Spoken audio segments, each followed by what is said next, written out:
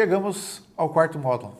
Nesse quarto módulo, apenas relembrando tudo aquilo que estudamos anteriormente, os conceitos, a nossa visitação sobre os conceitos da nova gestão pública, os conceitos históricos, passamos agora a analisar o Brasil a partir do momento da retomada da democracia que aconteceu a partir de 1985. Quando tínhamos o governo José Sarney, e esse foi o legado que acabamos encontrando ao final de cada um dos governos, nós encontramos no governo Sarney a hiperinflação, momentos históricos em que a inflação chegou a ser de praticamente 120% ao mês.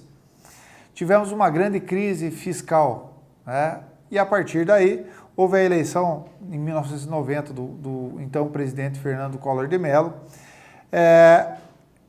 que acabou criando e fazendo algumas medidas impopulares, mas as coisas positivas desse governo ou o legado político dizem respeito, primeiro, aos primeiros passos da reforma econômica, a uma gestão estatal e, a partir daí, também a desestatização de vários órgãos ou de várias empresas públicas ou autarquias.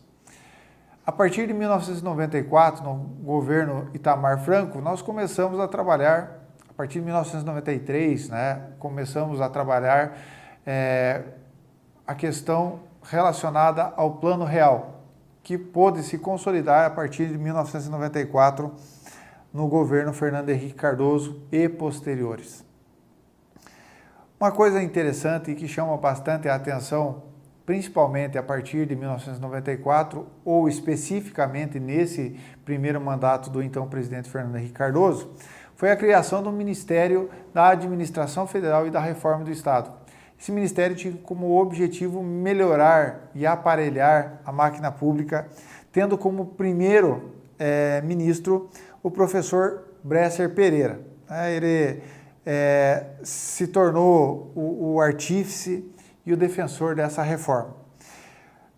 Quais eram os 4 aspectos, então, desse Estado brasileiro, segundo o próprio ministro Bresser Pereira? O primeiro deles era o fiscal e financeiro, a poupança pública negativa que se encontrou e a perda do crédito público diminuindo a capacidade de intervenção do Estado. O segundo diz respeito ao modo da intervenção econômica, a falência daqueles modelos antigos e a substituição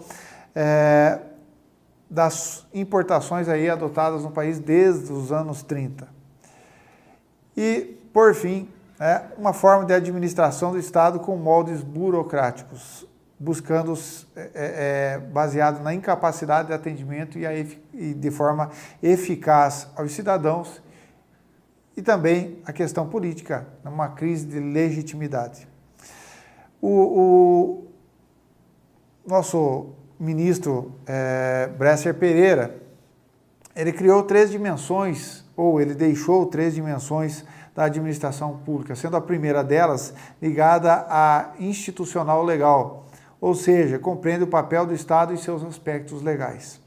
Posteriormente, uma questão cultural, a transformação dos valores burocráticos para valores gerenciais, sendo que isso também acabou criando barreiras do ponto de vista do funcionalismo público, até pelo não entendimento ou pela não demonstração dessa visão e desses valores.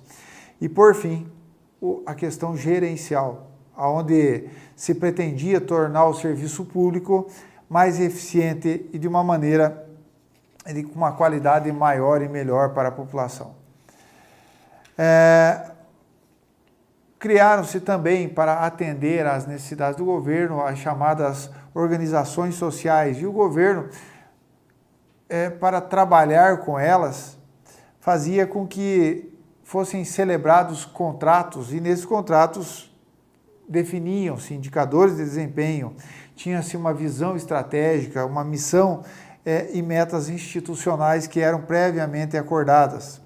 Os recursos e as condições indispensáveis para que tudo isso ocorresse, entre outras ações que eram tomadas.